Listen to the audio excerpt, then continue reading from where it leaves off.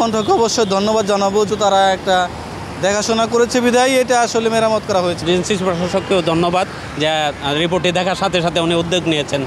হ্যাঁ, নিঃসন্দেহে এটা প্রশংসার দাবি রাখে। গেল 19 সেপ্টেম্বর দৈনিক কালের কণ্ঠের মাল্টিমিডিয়ায় ঢাকা এলিভেটেড এক্সপ্রেসওয়ের প্রবেশমুখে অরক্ষিত 3 ম্যানুয়ালের গর্ত এই সুনামে প্রতিবেদন প্রকাশের পর ঢাকা আউটর সিটি কর্পোরেশনের পক্ষ থেকে বিশেষ করে বনানীর যে 3টি অরক্ষিত ম্যানুয়ালের গর্ত ছিল সেগুলো কিন্তু ভরাট করা হয়েছে। আমরা দেখেছি 2-1 দিনের মধ্যে কিন্তু এই স্থানটি ঢাকনা দিয়ে দেওয়া হয়েছে এবং ঢাকনা দিয়ে কিন্তু প্রয়োজনীয় যে ব্যবস্থা সিমেন্ট দিয়ে কিন্তু ভরাট করে দেওয়া হয়েছে যাতে এই স্থানটি নিরাপদ থাকে। এবং এই মুহূর্তে বলা চলে বনানী থেকে যে যানবাহনগুলো রাজধানীর উত্তরের দিকে যাবে সেগুলো একদম নিরাপদভাবে চলাফেরা করতে পারবেন এবং স্থানীয়রা যারা আছেন তারা নির্বিঘ্নে নিরাপদে এই স্থানটি এই রুট দিয়ে তারা যাতায়াত করতে পারবেন।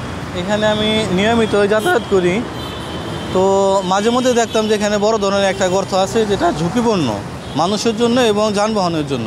কণ্ঠকে অবশ্যই ধন্যবাদ জানাবো যেহেতু তারা একটা দেখাশোনা করেছে বিধায় এটা আসলে মেরামত করা হয়েছে, তাহলে অন্যথায় এটা দীর্ঘদিন পড়েছিল, এটা কিছুই করা সম্ভব হয় নাই। এটা অরক্ষিত অবস্থায় আছে। যে গাড়িগুলো আসে অনেক দ্রুত গতিতেই কিন্তু এই হাইওয়েতে উঠে যাচ্ছে।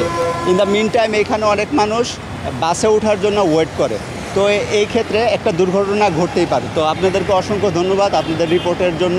এটা ডিএনসিসির নজরে আসছে। রিপোর্ট হওয়াতে আমরা খুব খুশি হয়েছি এবং অনেকেই উপকৃত হচ্ছে, কারণ হইলেও এটা তো আসলে রিস্ক ছিল অনেক। আমরাও পার হতে অনেক সময় ভাবতাম দেখে এনে কেউ পড়ে যায় কিনা, আসলে বললে তো অনেক অসুবিধা। ছোট ছোট বাচ্চারা আছে। একটা বিশাল মহৎ উদ্যোগ হয়েছে আপনাদের পক্ষ থেকে। পদ্মা সেতু, মেট্রো রেল এবং এলিভেটেড এক্সপ্রেসওয়ে নির্মাণের গর্বিত অংশীদার বসুন্ধরা সিমেন্ট। বিশেষ করে কালের কণ্ঠ না শুধু আপনার বাংলাদেশের গণমাধ্যম সবারই এরকম মানে সমান সচেতনতামূলক কাজে আগ্রহী হওয়া উচিত এবং হচ্ছে আপনাদের সমাজের যে অনিয়মগুলা আপনারা যেভাবে তুলে ধরেন, কালের কণ্ঠ যেভাবে তুলে ধরে, আমরা কালের কণ্ঠের প্রতি করছি, শুভকামনা জানাচ্ছি। এই মুহূর্তে আমরা দেখতে পাচ্ছি যে নির্বিঘ্নে আসলে যানবাহনগুলো এখান দিয়ে চলাফেরা করছে। তবে এই যে স্থানটিতে ঢাকনা নির্মাণ করা হয়েছে সে স্থানটি আসলে এই মুহূর্তে এখনও পর্যন্ত চলাচলের উপযোগী হয়নি, সেজন্য কিন্তু সিটি কর্পোরেশনের পক্ষ থেকে এই স্থানটি এখনও রাখা হয়েছে যাতে করে এখান দিয়ে এখনও পর্যন্ত কোনো যানবাহন না চলে। তবে আমরা আশা করছি যে শীঘ্রই সিটি কর্পোরেশন এই স্থানটি খুলে দেবে। আমরা দেখাতে চাই যে আরও যে 2টি ম্যানুয়ালের গর্ত ঢাকনাহীন ছিল সেগুলো যে নির্মাণ করা হয়েছে সেগুলো কেমন আছে, কী অবস্থায় আছে দেখতে চাই। আমরা প্রতিবেদন দেখিয়েছি যে এখানে একটি গাছ ছিল এবং সেই গাছটি এখনও আছে।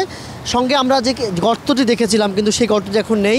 ঢাকা উত্তর সিটি কর্পোরেশন সেটি নির্মাণ করেছেন সিমেন্ট দিয়ে, কিন্তু এই স্থানটি ভরাট করে দেওয়া হয়েছে।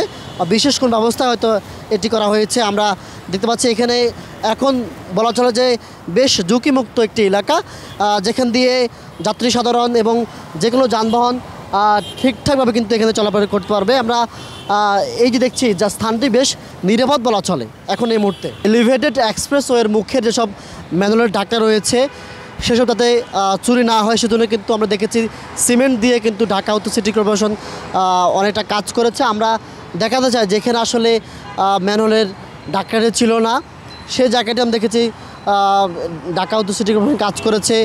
মোটামুটি আমরা বলা চলে যে 3টি ম্যানুয়ালের অরক্ষিত 3টি গর্ত ছিল, সেই গর্ত কিন্তু ঢাকা উত্তর সিটি কর্পোরেশন কিন্তু কাজ করেছে। কাজ করার পরে কিন্তু আমরা দেখতে পাচ্ছি যে এই স্থানটি এখন এই মুহূর্তে বিশেষ ব্যবস্থায় রাখা হয়েছে যাতে করে এখান দিয়ে এখনও পর্যন্ত কোনো যানবাহন না চলে। তবে আমরা আশা করছি যে অতি শীঘ্রই কিন্তু ঢাকা উত্তর সিটি কর্পোরেশন এই স্থানটি তারা কাজ করবে এবং মানুষের জন্য উন্মুক্ত করে দেবে।